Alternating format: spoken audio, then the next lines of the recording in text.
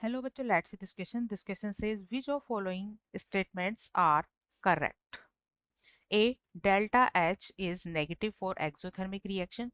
B. Delta H is positive for endothermic reaction. C. The heat of neutralization of strong acid and strong base is constant, and the D. Enthalpy of fusion is positive.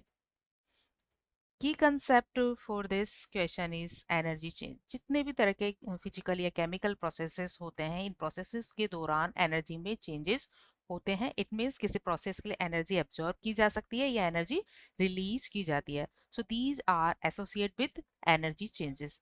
की concept for this question is energy changes.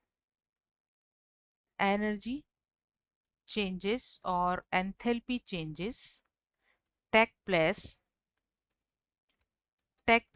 during physical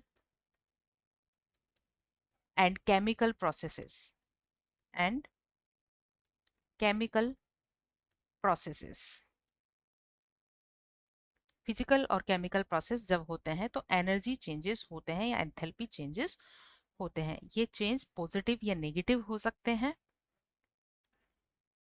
जैसा कि question में given first option A option है, delta H is negative for exothermic reaction. ऐसी chemical reactions जिसमें heat या energy निकलती है, एनर्जी किसी भी फॉर्म में निकलती है, ऐसी रिएक्शन को एक्सोथर्मिक रिएक्शंस कहा जाता है। तो क्योंकि एनर्जी निकल जाती है तो सिस्टम की एनर्जी अब कम हो जाती है, इसलिए इसके लिए एंथैल्पी चेंज को नेगेटिव लिया जाता है।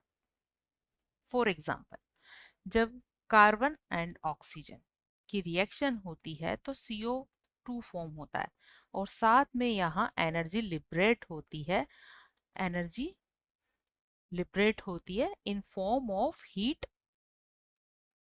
And light. कुछ केसेस में केवल हीट की फॉर्म में होती है और कुछ केसेस में हीट और लाइट दोनों की फॉर्म में ये एनर्जी हो सकती है। तो क्योंकि यहाँ एनर्जी निकल रही है, इसलिए सिस्टम की एनर्जी पहले के कंपैरिजन में कम हो गई है, तो सिस्टम की एनर्जी डिक्रीज हुई है। सो अगर ये एनर्जी को हम यहाँ डेल्टा एच से रिप्रेजेंट करें तो ये एनर्जी नेगेटिव कंसिडर की जाती है क्योंकि ओवरऑल सिस्टम की एनर्जी कम हो जाती है। So it is a true statement.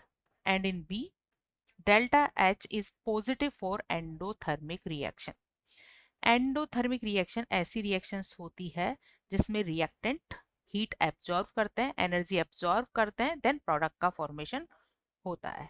सो ऐसी रिएक्शन एंडोथर्मिक रिएक्शन कहलाती है। अब यहाँ होगा क्या, क्योंकि रिएक्टेंट एनर्जी एब्जॉर्ब करते हैं, सो फॉर्म प्रोडक्ट की एनर्जी रिएक्टेंट की एनर्जी से ज़्यादा होगी। सो हम यह रिएक्टेंट ले रहे हैं, रिएक्टेंट के साथ एनर्जी ऐड कर रहे हैं, एनर्जी ऐड कर रहे हैं या एनर्जी एब्जॉर्ब की जा रही है और फॉर्म होता है यहाँ प्रोडक्ट।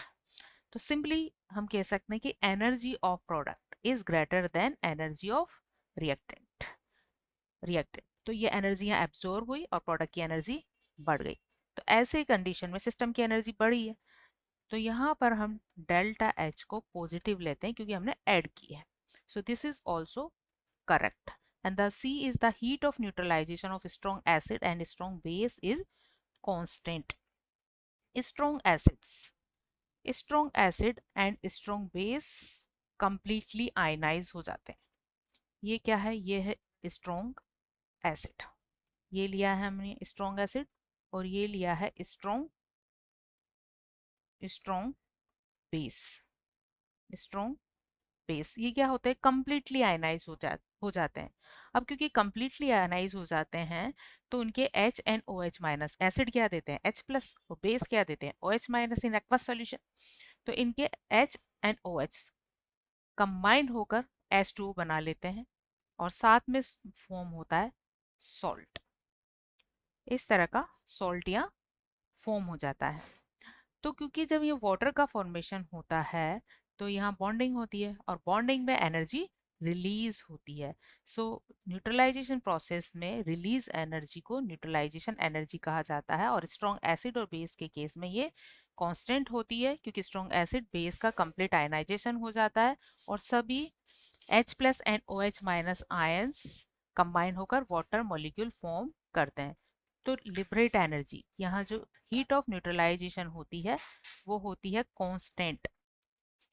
कांस्टेंट।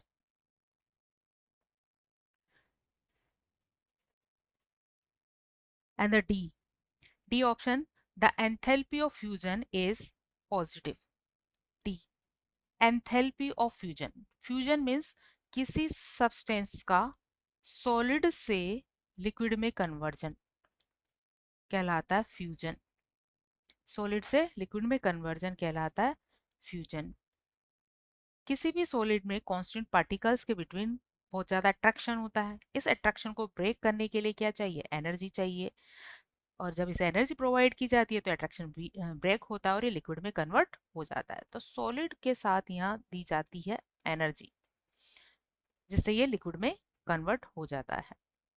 सो यहाँ क्योंकि एनर्जी प्रोवाइड की है तो सिस्टम की एनर्जी बढ़ गई है, इसलिए फ्यूजन से रिलेटेड डेल्टा एच पॉजिटिव होता है। Delta H of fusion is positive क्योंकि ये सिस्टम को दिया जाता है और सिस्टम की एनर्जी बढ़ जाती है। सो डी ऑल्सो है करेक्ट स्टेटमेंट, सी ऑल्सो है करेक्ट स्टेटमेंट। तो इस क्वेश्चन में सभी ऑप्शन करेक्ट है, A B C and D. Hope you understood it well. Best of